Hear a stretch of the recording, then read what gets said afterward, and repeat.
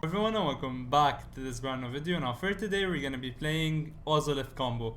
Now you might look at this deck and ask me, where's the Ozolith Chromium? How is this an Ozolith deck? Now that's a very good question. The Ozolith is in the sideboard. Now why am I playing the Ozolith in the sideboard? Long story, but I'll get into that once we start with the DeckTech.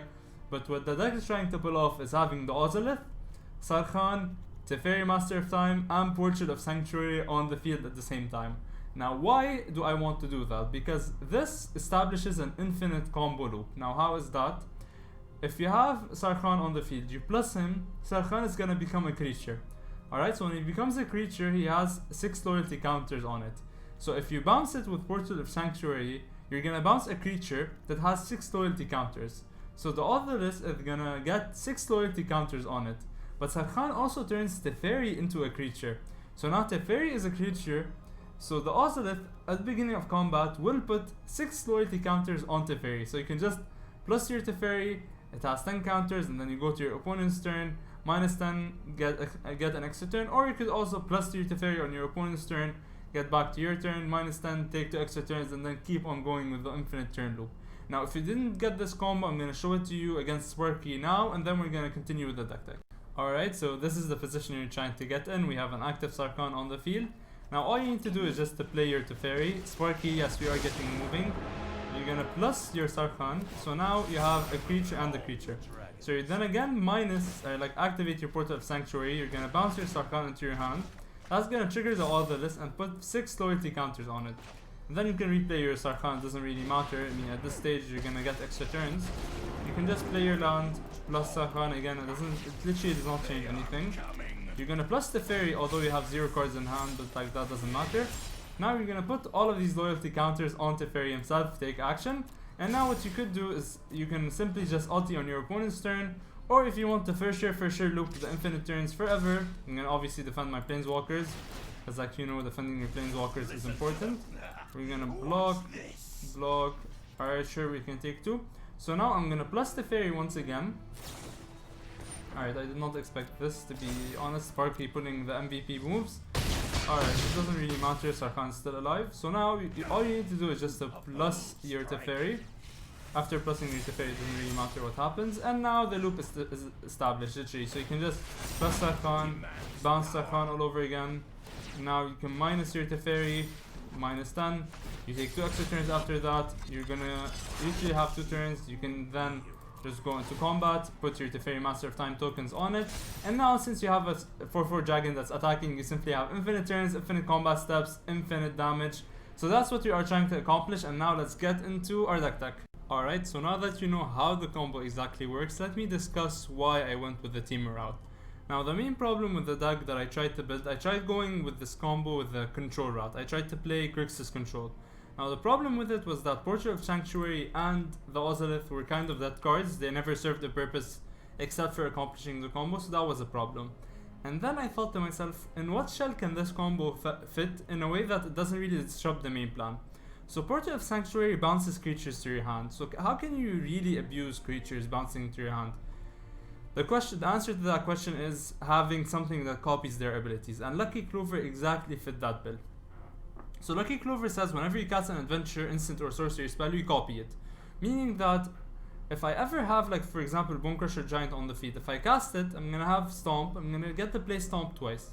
And then after I cast Bonecrusher Giant, I just have Bonecrusher Giant as a creature. But what if I had a way to bounce it to my hand, aka Portrait of Sanctuary? I could abuse that shell, I could abuse that spell over and over and over again. And trust me, being able to deal 2 damage to any target every time, every turn, or being able to bounce like a whole board every time, every turn, that's something that sucks up pretty quickly. Or even the main way that we dig for our combo is Fae of Wishes. So being able to just tutor up with Fae of Wishes, have it copy with Lucky Clover, and the next turn just play it again, bounce it with Portal, and then Fae of Wishes granted again, is insane. And speaking of Fae of Wishes, what do we exactly tutor with Fae of Wishes? We tutor for, first of all, our combo pieces, and then there's utility cards. So once again, our combo pieces are the Ozolith, of course, Sarkhan, because like it's part of the combo, you need to make Teferi into a creature. And extra Teferi, I am playing 2 in the main board just because the deck ramps quickly enough for me to be able to tolerate 1. And last but not least, I think I mentioned all of them. So Ozolith, Teferi, Sarkhan, And then we have just one extra Port of Sanctuary just because we're playing 2 in the main board, but just in case. Besides that, we have some flex cards, like for example Ugin. I mean, you could use that, you could not use it. Escape to the Wilds is good for you to generate some card advantage. Once in Future is definitely good recursion. And if you just don't want the recursion, the art is pretty neat, so there's that. Stroke is a very good counter spell for a lot of the things in the meta, although I'm going to be playing this in casual. It's good for you to have like some kind of flexibility. Gravedigger's Cage is good against creature decks, or like actually sacrifice decks because you don't want them to get back. Repeal is good against Wilderness Reclamation and against Elspeth Conquers Death. And Unsummon could be a cheap way for you to, for example, Fae of Wishes. Like if you have for example 7 mana, you can grant it. Alright, do copy, search for a bunch of things, play Fae of Wishes, unstep, unsummon it, get it back to your hand, and then repeat the whole loop over and over again. So once again, why am I going with the Teamer strategy? Just because Port of Sanctuary is a very good card in that shell, because it gives you synergy with a lot of your creatures. And another thing, Lucky Clover stacks up pretty quickly with Beanstalk Giant. So the main problem with this combo is you being able to play multiple things per turn, because you need to play your Teferi, you need to play your Sarkhan, you need to minus, and then you need to, like, to make it as consistent as possible, you need to replay Sarkhan on the same turn. So to ensure that you can do all of that, you need to ramp, and Escape to the Wilds, Beanstalk Giant are very good at doing that. And in case you're not lucky enough to get into the ramp plan, you can just simply go into the stall plan with Brazen Borrower and Bonecrusher Giant. And the last reason, or like actually the second last reason, is because Edgewall Innkeeper is a lot of card draw in this shell, so you can draw your Teferi or anything that you need for your combo, for example Fae of Wishes. And the last reason I picked this shell is because this kind of pressures your opponent from 2 sides. First of all, it's pressuring him because you have a bunch of creatures on the field, you have a bunch of card advantage. And second reason is you have an infinite combo that you can pull off at any time, granted you set up for it. So that's the main thing that's cool about this deck. First of all, you Portal Sanctuary is not a death card. Second of all, you can pressure your opponent from a combo side and a creature side. Third reason is that you get a lot of card advantage, and this is exactly what a combo like this needs. So going into the land base, it's a pretty simple land base. We're just playing basics because we want as many for Beanstalk Giant. We're playing Triomes, obviously. Temple of Mystery is decent, but I don't want a lot of tap lands. We're already playing 3. And then a bunch of shock lands. So that's it for the DeckTech. If you missed anything, if you want me to talk about anything more, do mention it in the comments down below, and I'd love to explain anything. And with that, I'll see you in the games. Going into our first game of Teamer Infinite Turns, I don't think I like this hand just because I don't have red, so I'm gonna mull. This is a way better hand just because we have Lucky Clover in our opening hand, and I think we can bottom this Stomping Ground because I have Steam Vents for my red source, so I think we're pretty safe with that. We're gonna lead off with the Steam Vents. Now, hopefully he doesn't think we're Wilderness Reclamation or Teamer Reclamation and doesn't concede due to that. Let's just hope for that. I'm gonna run out my Lucky Clover just because he's green, so I'm not assuming that my Mystical Dispute is gonna be able to take care of anything. Alright, Conclave Mentor is an interesting card. Bonecrusher Giant can take care of like whatever they play, so I'm not that worried about it. And even if usually the putting counters on something goes on the stack, so whatever he tries to put counters in, I can just Bonecrusher Giant in response, kill, so I'm not worried about Conclave Mentor, honestly. I'm a bit sorry if I seem a bit tired, or if I'm like not like perky enough, but I'm a bit sick, and that kind of influences my voice and how much I can talk. So I'm very sorry if you're used to something else from my videos and I'm not giving it to you usually. So I mean, now please forgive me for now, and I promise that once I get better, you will get back to seeing me being very quirky. Very sorry once again. So opponent tried to Night of Autumn, and then I didn't want it to resolve because it says destroy target artifact or enchantment, and obviously Clover is an artifact, so you wouldn't want that to resolve. But if it was only because of the counter thing, I wouldn't probably not done anything because it doesn't really influence me all that much. So I'm not gonna Bonecrusher Giant just in case they have a protection spell. I want them to completely tap out before doing anything. And Fae of Wishes is actually very interesting. I think we're not gonna tap out for Fae of Wishes this turn just because this does not need a lot to just simply take over the game. So I'm afraid this takes over the game pretty quickly, so we're gonna wait just due to that. And then next turn, in case he doesn't do anything, we have access to Bonecrusher Giant and Fae of Wishes in the same turn, so I'm pretty fine with that. Let's see what happens now. Alright, so it's my turn, so we're gonna definitely go for Fae of Wishes. And I could play Lucky Clover and wait, but I think it's time for me to get some value out of everything. So we're gonna Lucky Clover, try to get some value. So Fae of Wishes, we're gonna search for... I think we can go search for a portal safely, just because we can start getting the combo pieces. And I'm not gonna search for the Ozolith, I'm actually gonna search for Escape to the Wilds, because we kind of need some... Currently we're not doing anything, we're just passing, waiting for my opponent to do something. So this is what I told you about the combo. The combo is pretty synergistic at searching for itself, especially that now we can play Fae of Wishes, play Portal maybe the turn after, just bounce Fae of Wishes, get it back. Alright, so he did have a protection spell, and I'm glad that we waited, because now we get rewarded. So one thing here to take note of, that you should kill the Pelt Collector before killing the Conclave Mentor. Now why is that? Pelt Collector says if a creature with power higher than it dies, you put a counter on it. So target your first copy, target the Mentor, and yeah, opponent simply had enough, so let's see you in game 2. Trying once again to pull off Teamer Infinite Turns. I really like this opening hand because double Clover into Beanstalk Giant is quite an insane curve. We're gonna play our Breeding Pool and then we're gonna pass. I'm gonna try to hold off this Beanstalk Giant until I have double Lucky Clover, which is very good in my opinion. And because he is playing mono green, I'm afraid of Gem Razor on turn 3, so I might have to bounce this Spell Collector next turn. Which is sad, but I think is direct play, because I don't want to lose any of my potential Lucky Clover type effect. Alright, so I'm not gonna bounce actually now, because even if I do bounce, I can't bounce this because it has Hexproof. So anyways, I'm gonna have to lose something to Gem Razor, so might as well just not try anything. I really hope he doesn't have it, because that would be very annoying to say the least. Questing Beast is fine. Now next turn I can Beanstalk Giant, search for lands, then out my deck, bounce, bounce, bounce. Alright, we can double Beanstalk Giant. That's interesting. That's very interesting. So Beanstalk Giant, copy, copy. This deck takes off very quickly. I really like it. So copy, copy. Search for a mountain, just for reasons. And then search for an island. I love this deck. Now once again Beanstalk Giant, copy, copy. Search for an island, search for a whatever, forest I guess. And then search for an island I guess, doesn't really matter. Let's just search for a forest. And then we're gonna bounce. And then we're gonna get 2 copies that are gonna bounce. And then into another copy that's going to bounce. Then sadly our... Yep, opponent tempo wise I am quite ahead to say the least. It doesn't have another green to replay the rest. That view is very bad. I'm not gonna play the Bonecrusher to kill off his threats, because if I do, I'm 100% sure that there's going to be a concede incoming, and I don't want that to happen. So we're gonna try to hold it off as long as possible for him not to concede. He plays Questing Beast, I am going to block, just because he's gonna think, oh, I dealt with this so I can stay in the game. Alright, Paradox Druid is fine. Now, unless the thing is gonna kill me, I'm gonna wait as much as possible before using Bonecrusher Giant, because once again, I don't want him to concede. So we're just gonna flash in our Brazen Borrower, and then let's see what we get to the top deck. Alright, so we're not top decking a lot of action. All we need is Escape to the Wilds, or we can just simply top deck any Fae of Wishes type effect, and then we're good.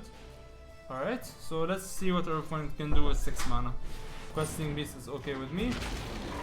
Sure, Pelt Collector, you can get all the counters in the world. Still very fine with me. Alright, Domi's Ambush is gonna force me to do this. Alright, so copy twice, so we're gonna deal with this as well. So deal 2 here, and then the last copy is gonna kill off the Paradise Druid. I'm sorry opponent, but like I said, if you simply attack with it, I won't do anything, but like won't let you kill my 12-12 and then attack until the other 12-12. That's simply not good for me. So we're gonna cycle this, hit Escape into the Wilds. Right, Lucky Clover is a bit too late, but it's fine, I guess. It makes any Fae of Wishes turn a Fae of Wishes turn that fetches for all of the combo pieces. So that's good.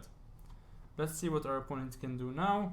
Opponent, please don't concede. I really beg you. I just want to show this combo once to all of my subscribers, because like they deserve to see a janky combo like that. Questing Beast is fine.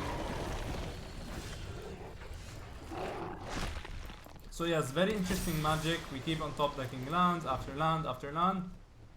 And normally I would attack with the Beanstalk Giant, but I am trying to pull off a combo, and if I pretty sure he's gonna concede if I do anything that's too scary. Now, him getting a beast with Garruk is fine. I could have bounced all of his board, but once again, I don't want him to concede. What we could have done, literally won this game, play Brazen Borrower, bounce, and then just simply attack for lethal, but sadly, we're not in a place where we want to do that. So let's see what our opponent has in mind. You can play all of the lands you want, opponent. You can play everything. I'm just here to pull off a janky combo and then just leave. That's literally all I have to do. Please stop decking non-action. I just want Escape to the Wilds. Please deck Escape to the Wilds. What does he have in mind? Bonecrusher Giant, the Brazen Borrower is fine. I'm gonna keep this Mystical Dispute for something more scary, because more scary things deserve some interaction, obviously. Alright, so this is actually a very interesting card. It stops you from flooding, and the pump ability is not something to be messed with, especially if opponent can follow that up with an Ember Cleave. Scavenging Ooze, I guess, is completely fine, just because I don't care about my graveyard. I mean, I do have one card in the sideboard once in future that cares about the sideboard, but that's it. We are going to counter this Bonecrusher Giant because I don't want him to extend too much on the board. I mean, I'm not afraid of Ember Cleave because we can just bounce it with Brazen Borrower. We can bounce also the creature equipped, so I'm fine with that. Fae of Wishes! Let's go! Alright. So we are gonna get quite a bunch of things to search for. So we're gonna search for the combo. We're gonna search for Teferi. We're gonna search for Lucky Clover, for the Ozolith, I mean, sorry. We're gonna also search for Sarkhan. And we're gonna search for Portal of Sanctuary. Opponent probably has zero idea of what I just did right now. He probably does not understand what I did. So we could play Sarkhan and then keep Brazen Borrower up, so I think that's definitely the play we want to go for. And we're gonna minus and then make a 4/4 dragon. I think that's the best play we can go for. Alright. Now next turn, I think we can pull off the rest of the combo. Let's see, how much mana do I have? So 4 mana for Teferi, that we have that covered. 3 mana, alright, Borrower getting bounce is fine. So we have 3 mana for Portal, 1 mana to activate it. 4 mana for Teferi, 1 mana for Ozolith. Yeah, actually I think we can pull off the combo next turn. Let's see. Things are getting interesting. I'm very happy that we might finally pull off this combo. I've been waiting so much to pull off this. Like seriously. I've been trying for the for the past couple of games to pull this off. People either concede or people just don't want to see it. Let's hope opponent is nice enough to let us do it. Scavenging Ooze is fine with me. Let's see what our opponent does. Fast attackers. Nothing attacks Sarkhan. Like literally nothing. I mean, alright, sure. Sure. I think I'm gonna play our Portal. And then we're gonna play our Teferi. It doesn't seem like we're gonna play our Portal. Alright, then we play our Teferi. And then we play our Ozolith.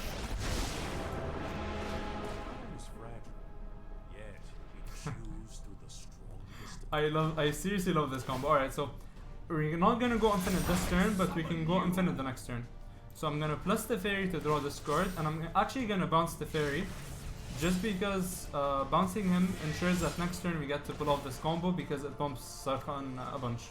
So we're gonna bounce this Teferi, and then we're gonna put all of the counters on from the Ozolith on Sarkhan. So we're just going to pass, because once again I want to keep the Brazen Borrower up, pump this Sarkhan. Does he have anything with reach? He does not, so we're gonna actually attack with Sarkhan.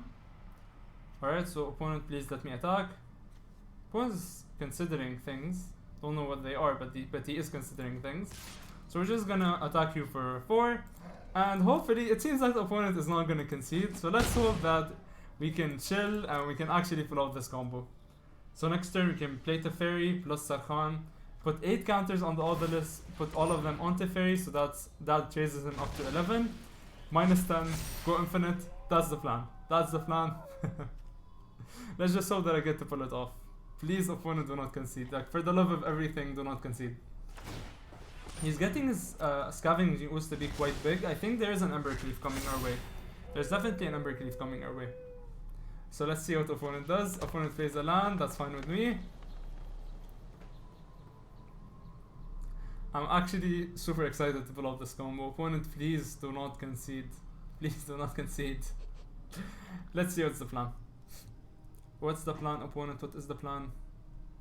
I think he saw the combo. I think he just realized it. But he's nice enough that he's going to let me do it.